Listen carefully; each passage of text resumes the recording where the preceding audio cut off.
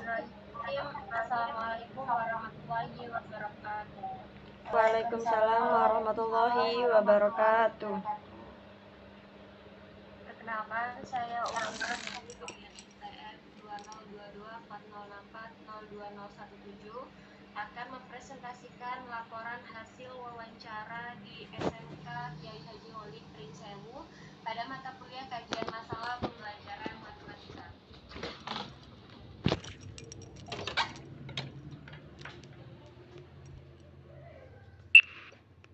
Wawancara dilakukan untuk mengetahui permasalahan yang terjadi di SMK Kyai Haji Holid Pringsewu terkait hakikat matematika, penerapan kurikulum merdeka dalam pembelajaran matematika, pendekatan pembelajaran matematika, evaluasi proses dan hasil pembelajaran dari permasalahan tersebut.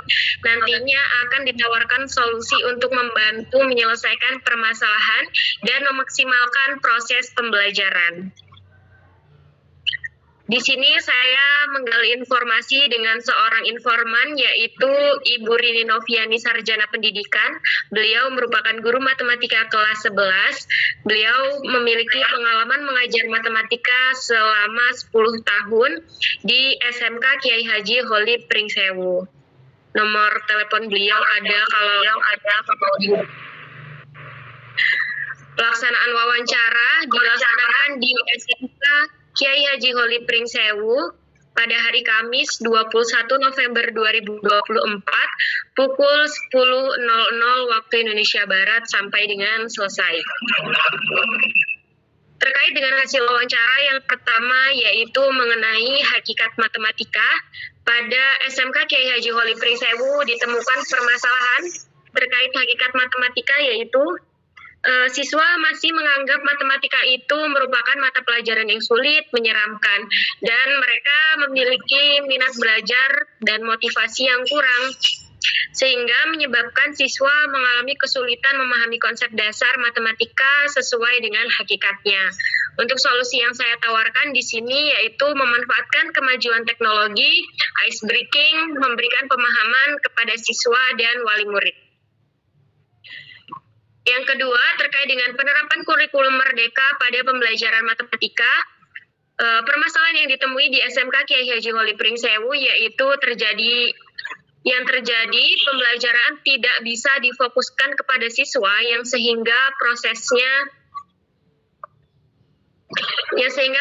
sama dengan kurikulum K13. Solusi yang saya tawarkan di sini dilakukan pelatihan penerapan kurikulum merdeka kepada guru kelas, evaluasi penerapan kurikulum merdeka, mengaitkan materi yang relevan dengan lingkungan siswa supaya siswa lebih fokus. Selanjutnya, terkait dengan pendekatan pembelajaran matematika, di sini permasalahan yang ditemui yaitu yang terjadi pada pendekatan PBL karena siswa sulit belajar mandiri, siswa sulit memahami materi yang kontekstual. Nah, untuk solusi yang saya tawarkan yaitu memilih masalah kontekstual yang relevan, memvisualisasikan materi menjadi lebih menarik, menggunakan alat peraga, memanfaatkan kemajuan teknologi. Dan yang terakhir, masalah terkait dengan evaluasi proses dan hasil. Ini terdapat permasalahan yang terjadi yaitu evaluasi yang diberikan dalam bentuk pertanyaan langsung dan PR, namun siswa banyak yang tidak mengerjakan PR. Solusi yang saya tawarkan yaitu meningkatkan metode evaluasi menjadi lebih menarik, memberikan apresiasi dan melakukan umpan balik dari siswa. Kesimpulan dari observasi yang saya lakukan yaitu pembelajaran matematika di SMK Kyai Haji Holid Pringsewu ternyata menghadapi berbagai tantangan, antara lain rendahnya pemahaman siswa terhadap konsep dasar matematika, kurangnya minat dan motivasi belajar siswa, kurang memanfaatkan kemajuan teknologi, dan penerapan kurikulum merdeka yang belum maksimal karena pembelajaran masih terpusat kepada guru. Namun, dengan strategi yang tepat, tantangan tersebut lama-kelamaan akan dapat diatasi seperti memanfaatkan teknologi, pendekatan kontekstual yang relevan, dan dukungan dari semua pihak yang terlibat di dalamnya. Berikut lampiran kegiatan wawancara dan surat balasan dari SMK Kiai Haji Holid Pringsewu. Selanjutnya, saya akan membahas terkait dengan deep learning. Kurikulum deep learning mengacu pada pendekatan pembelajaran berbasis teknologi dan sistem yang memanfaatkan jaringan syaraf tiruan atau neural networks untuk menganalisis data dan mengambil keputusan.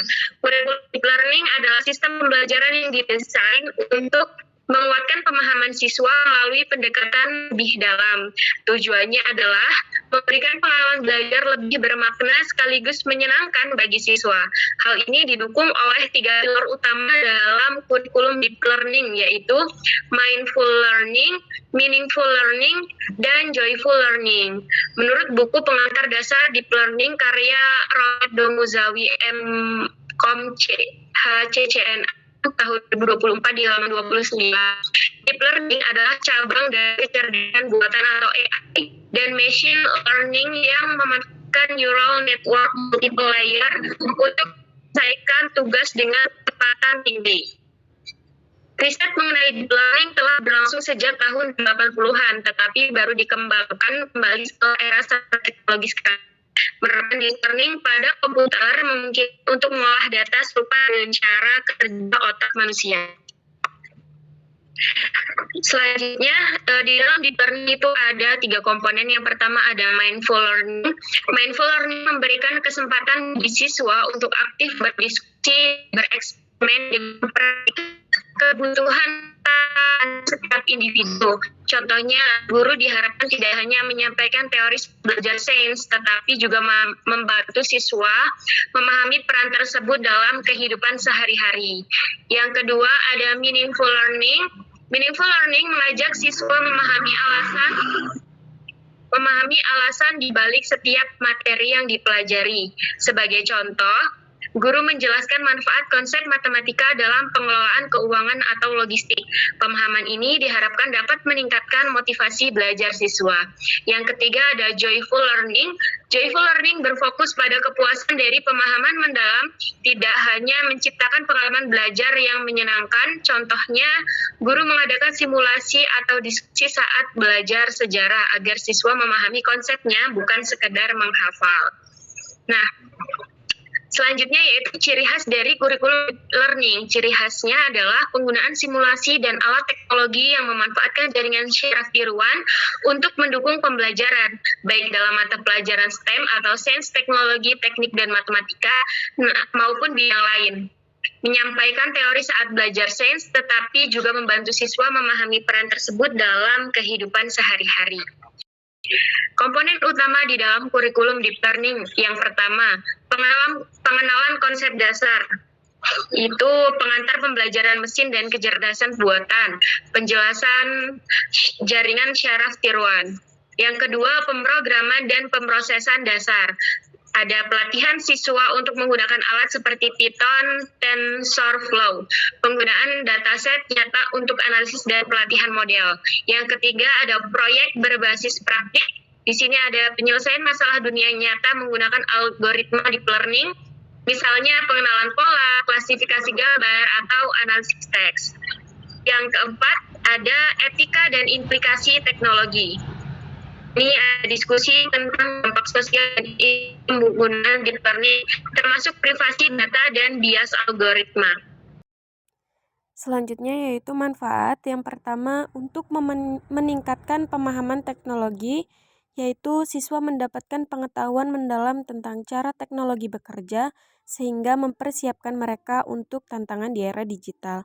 Yang kedua, memotivasi pembelajaran kreatif, yaitu dengan menggunakan teknologi interaktif, siswa lebih terlibat dalam proses pembelajaran dan tertarik untuk bereksperimen.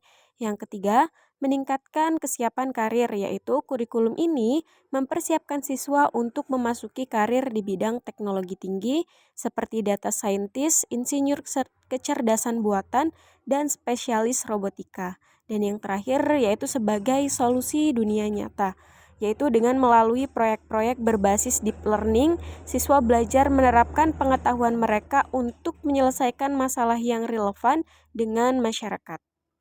Terima kasih. Sekian presentasi dari saya. Dari teman-teman, apabila Silakan. Izin bertanya. Ya, silakan. Itu tadi di slide ke-5 kan ada solusi untuk mengatasi permasalahan dari permasalahan tersebut itu kan ada dengan cara memberikan pemahaman ke wali murid ya. Nah, pemahaman yang seperti apa dan caranya itu bagaimana? Soalnya kan permasalahan yang terjadi itu kan siswa menganggap matematika sulit dan menyeramkan, kurangnya minat dan motivasi belajar yang menyebabkan siswa kesulitan memahami konsep dasar matematika sesuai hakikatnya gitu. Jadi kenapa yang harus dipahamkan itu di solusinya disebutkan itu pemahaman untuk wali murid. Oke, baik. Terima kasih Niken untuk pertanyaannya. Sembari saya menjawab, adakah dari teman-teman yang ingin bertanya kembali terkait dengan laporan hasil wawancara saya? Dipersilakan.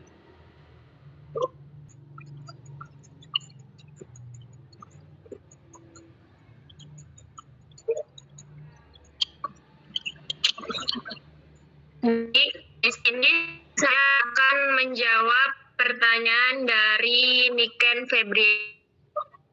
Tadi kan pada kita yang terjadi kan siswa menganggap sulit dan menyeramkan, terus kurangnya minat dan motivasi belajar. Nah, di situ siswa mengalami kesulitan. Nah, tapi di dalam solusi yang saya tawarkan di sini kan salah satunya itu memberikan pemahaman kepada siswa dan wali murid. Nah, pemahaman kepada wali murid tadi kan yang ditanyakan oleh Niken. Pemahaman kepada wali murid ini yang saya maksudkan adalah kita harus berkolaborasi dengan wali murid karena lebih banyak waktu siswa dan orang tuanya daripada siswa di sekolah, sehingga kita perlu melakukan kolaborasi dengan wali murid sehingga nantinya wali murid tersebut akan memberikan pemahaman juga kepada anaknya dan mereka bisa memantau anaknya di rumah terkait dengan pembelajaran matematika. Nah, nantinya diharapkan dari guru itu memberikan pemahaman kepada anaknya, dari orang tua ke anaknya itu sebenarnya matematika ini gampang loh, gini-gini. Jadi antara guru dan wali murid itu bisa melakukan kolaborasi memberikan pemahaman kepada siswa gitu. Gimana nih Ken? Iya, cukup sangat bisa dipahami. Terima kasih. Oke. Izin bertanya ya Umi. Ya. Itu di slide ke-8 yang bagian evaluasi, itu kan evaluasi proses belajar dapat ditingkatkan melalui metode menarik dan pemberian apresiasi. Nah, menurut kamu itu apa sih bentuk evaluasi yang paling efektif untuk meningkatkan motivasi siswa dalam mengerjakan tugas? Terutama itu bagi siswa yang kata kamu sering tidak mengerjakan PR. Oke. Terima kasih Rofiatul untuk pertanyaannya. Di sini langsung saya jawab ya, karena ini yang ditanyakan terkait dengan solusi yang saya tawarkan. Oke. Di evaluasi proses dan hasil itu kan banyak siswa yang tidak mengerjakan PR yang diberikan oleh guru, padahal itu merupakan salah satu evaluasi dari guru terkait dengan pembelajaran yang dilakukan. Nah, solusi dari saya itu kan meningkatkan metode evaluasi yang lebih menarik. Nah, contohnya di sini guru bisa memanfaatkan teknologi, apalagi sekarang kan sudah eranya serba digital. Jadi misalnya guru menggunakan game Kahoot atau Wordwall. Di situ guru memang sudah menyiapkan di hari yang berbeda. Sebelum dilakukan pembelajaran, guru sudah menyiapkan game sebagai evaluasi. Jadi gamenya itu bisa ditampilkan menggunakan proyektor. Bisa ditampilkan menggunakan proyektor, jadi di situ kan didesain lebih menarik ya, sehingga evaluasi yang dilakukan itu tidak monoton, hanya mengerjakan soal di rumah, apalagi tidak semua siswa itu mendapatkan pengawasan yang baik dari orang tua, sehingga kalau misalkan memanfaatkan teknologi seperti game, itu kan memang langsung dilakukan di dalam kelas, jadi bisa dipantau oleh guru. Jadi guru juga bisa lebih mengetahui mana sih siswa yang sudah paham dengan materi yang diberikan dan mana siswa yang belum paham. Sedangkan kalau misalkan diberikan PR, itu kemungkinan besar juga pasti ada siswa yang menyontek hasil dari pekerjaan temannya, begitu. Bagaimana Rafiatul? Oke, terima kasih. Cukup. Oke. Baik, itu ya teman-teman. Sekian presentasi dari saya terkait dengan laporan hasil wawancara dengan guru matematika di SMK Kiai Haji Wali Pringsewu. Apabila ada kesalahan dalam penyampaian, saya mohon maaf. Saya akhiri, billahi fisabilillah fastabiqul khairat. Wassalamualaikum warahmatullahi wabarakatuh.